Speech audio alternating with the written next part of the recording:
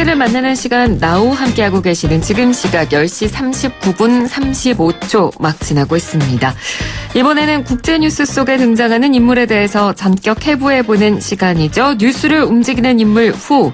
오늘도 르몽드 디플로마티크 발행인 성일권 박사와 함께합니다. 박사님 안녕하세요. 네, 안녕하세요. 예, 오늘 만나볼 인물은 또 누구일지 먼저 관련 이슈 듣고 오도록 하겠습니다.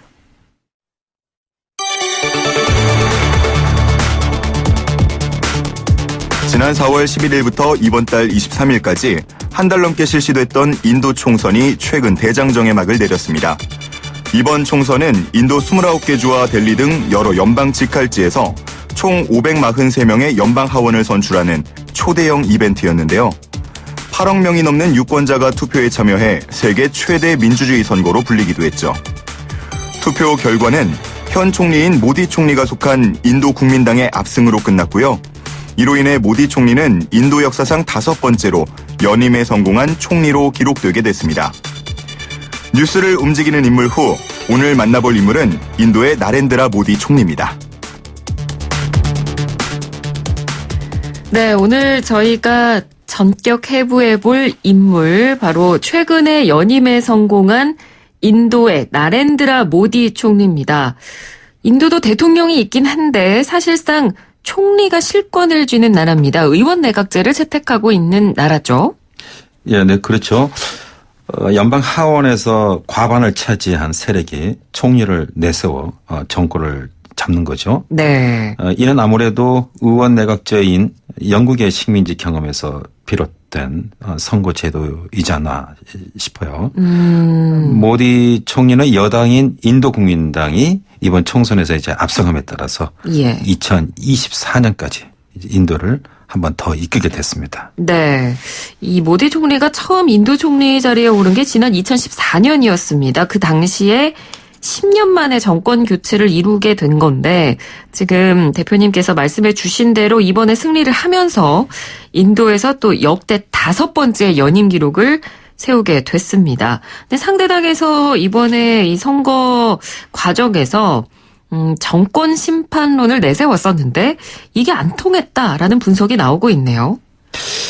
예, 지난 5년간 고용을 늘리고 연평균 7%대 경제 성장률을 달성한 것이 국민들에게 인정을 받은 것으로 분석됩니다. 특히 지난 2월에는 파키스탄과의 군사 충돌을 불사하면서까지 강한 지도자의 이미지를 심었는데 또 그것도 성공의 그 큰 요인이 된 듯합니다. 그렇군요. 특히 또 법적으로는 뭐 지금 없어졌다고는 하지만 사실 아직 인도 사회에는 신분제도의 잔재가 남아 있습니다. 카스트 제도라고 불리죠.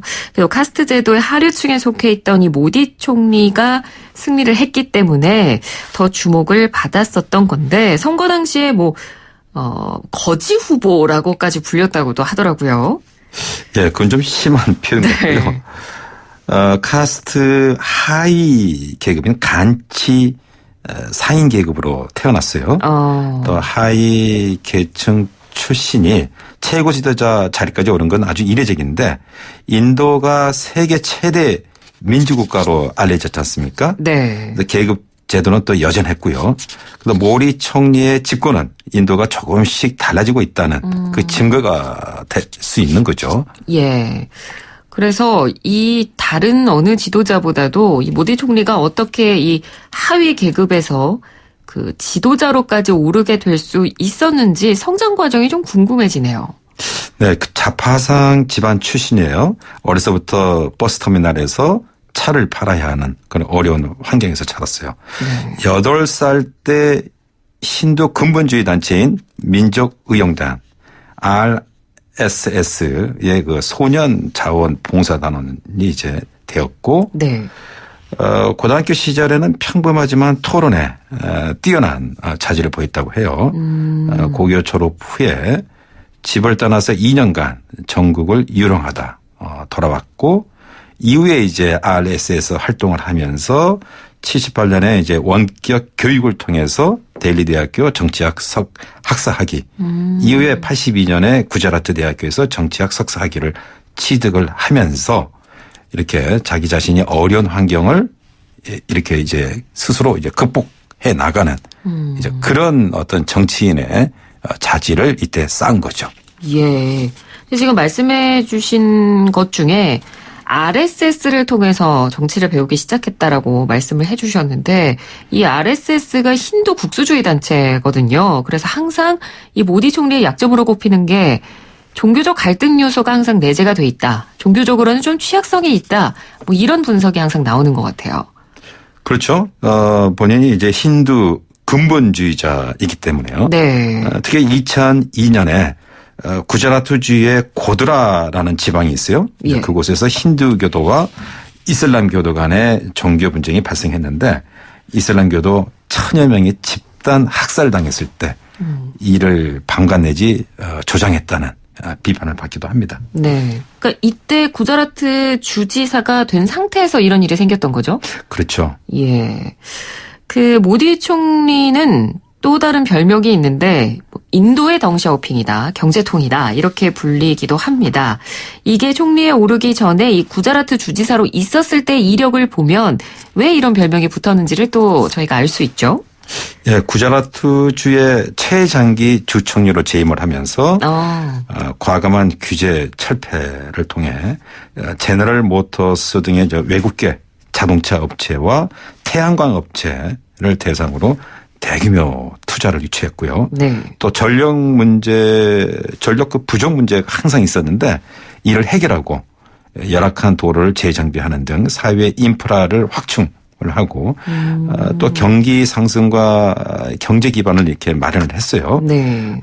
이에 따라서 구자라트주는 그가 주총리로 재임한 10년 동안 인도 전국 평균의 2배에 가까운 약 13%의 고도 성장을 달성했죠. 네. 이게 바로 이제 구자라트 모델이라는 말로 모디 총리의 하나의 상징이 되는 거죠. 아, 그렇군요. 나중에 이 총리 선거 유세를 할 때도 좀 이 부분이 유리하게 작용을 했을 것 같고요. 그래서 또 얼마나 경제에 힘을 쏟는 후보였는지는 이 총선 유세 현장에서 직접 하고 다닌 말을 물어보면 그 느낌이 오게 됩니다. 굉장히 유명한 또 말인데 기업들에게 레드 테이프 대신에 레드 카펫을 깔아주겠다. 이런 말을 했었습니다. 여기서 레드 테이프라는 건 관료들이 행정 서류를 묶는 끈을 레드 테이프라고 하는데, 그러니까 뭐 결국 이 말을 분석을 해보면 결국 뭐 이런 행정에 얽매이지 않고 레드 카펫을 깔아주겠다. 그만큼 기업들이 투자를 좀 적극적으로 할 수 있게 본인이 좀 길을 잘 닦아주겠다. 뭐 이런 의도로 말을 한 거겠죠? 네, 그렇죠.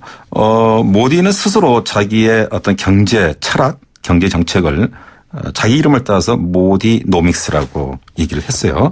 이런 이제 투자 유치를 통해서 제조업을 육성하고 인프라를 확충하고 또 성장률을 이제 회생시키는 그런 전략이었는데 네. 모디 총리는 취임 후에 이 강력한 자신의 그 경제 정책 이를 통해서 해외의 많은 기업들이 인도에 이제 유치가 돼요.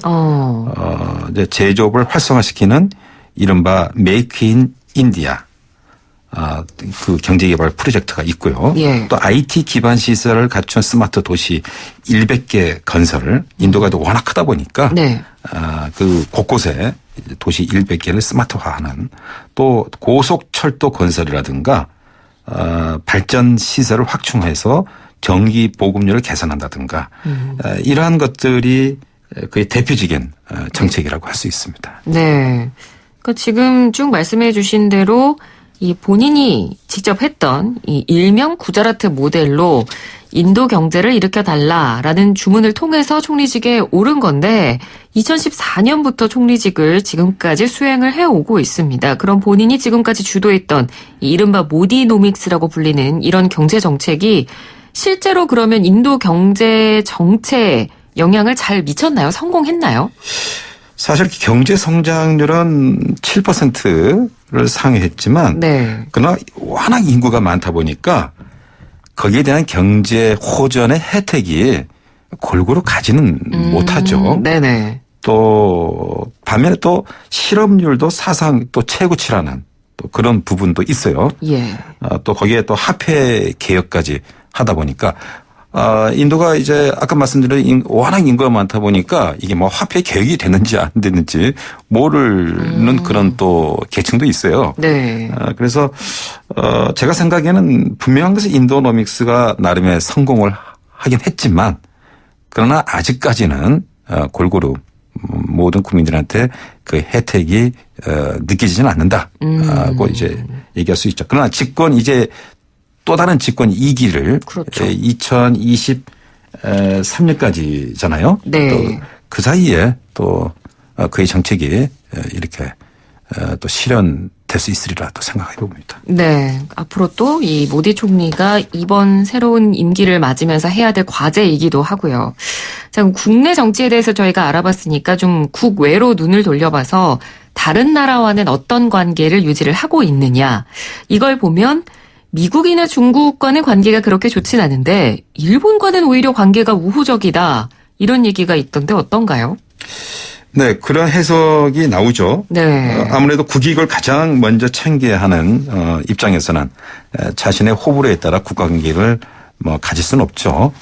그러나 과거 미국의 오바마 대통령은 사실은 그 전에 종교적인 이유로 이렇게 비자 발급을 중지했거든요. 네. 왜냐하면은 모디 총리가 당선되자 그 구자라트주의 아까 말씀드린 대로. 예.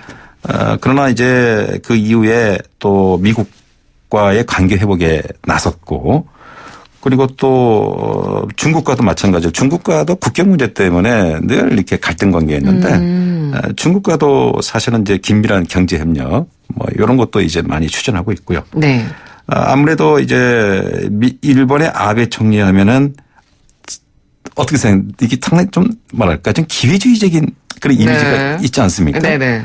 그래서 이 중국의 패권주의에 늘 대응한다는 또 아시아 지역의 세력 균형이라는 그런 차원에서 일본이 먼저 인도와 관계를 좀 강화하는 네. 그런 부분은 좀 인상적이에요. 네. 그렇군요. 그리고 모디 총리와 관련돼서 또 재미있는 이야기가 하나 있습니다. 모디 총리가 내각을 꾸릴 때 요가부라는 걸 신설했다는 얘기가 있는데 우리가 아는 그 요가 맞나요? 네, 맞습니다. 2014년 내각 구성 시에 요가부를 신설했어요. 그래서 이름으로는 아유시라는 이름에 붙이는데 네. 요가 이외에도 아유르베다로 불리는 인도의 전통 의학과 민간요법 등을 함께 관장하는 이제 부서인데요. 네. 모디 총리는 바쁜 공무 일정 속에서도 요가 수행을 거의 거르지 않는 요가 매니아로 알려져 있습니다. 네. 그래서 이 내각에 요가부라는 걸 신설했다는 것도 어쨌든 굉장히 특이한 부분이고요. 그리고 뭐 우리나라도 그렇고 요즘 전 세계 정치인들이 뭐 개인 SNS를 통해서 정치 활동을 굉장히 많이 합니다. 그래서 뭐 정치인과 트위터의 관계라고 하면 대표적으로 사실 세계적인 지도자 가운데 트럼프 대통령을 빼놓을 수가 없는데 모디 총리가 트럼프 대통령보다 트위터 팔로워 수가 더 많다고 하죠. 네. 약 한 4,700만 명의 팔로워를 둔 굉장히 많네요. 정치인이에요. 예. 소통이 그만큼 중요한 거죠. 모디 총리의 성향은 끊임없이 이렇게 말하는 달변가이면서 또 이렇게 라디오 연설도 좋아하고 여하튼 국민들과 직접 소통하는 것을 좋아해요.